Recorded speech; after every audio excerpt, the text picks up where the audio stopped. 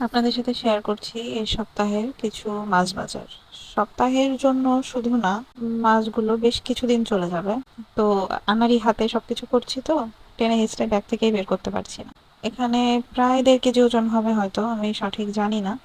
2টা ইলিশ ছিল, বেশ বড়, কিন্তু দেখেই বোঝা যাচ্ছে বেশ বড়। পেট ভর্তি একদম ডিম ছিল, আর দেখুন কি সুন্দর সোনালী কালার, ক্যামেরার ফ্ল্যাশে একদম জলজল করছে। 2টা মাছই বেশ বড় ছিল, একটা একটু ছোট, একটা একটু বড়। ক্যামেরাতে দেখে হয়তো অতটা বোঝা যাচ্ছে না।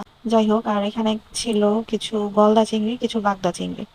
চিংড়িগুলো অনেক বড়, আর চিংড়ির হাত পা গুলো আর দেখতে আরো বেশি বড় লাগে, অনেক বড় ছিল কিন্তু চিংড়িগুলো। আর এখানে ছিল কিছু বাগদা চিংড়ি, এগুলো বেশ অনেকটা ছিল। বাগদা চিংড়ি ছিল 2 কেজি, আর গলদা চিংড়ি ছিল 1.5 কেজি মতো।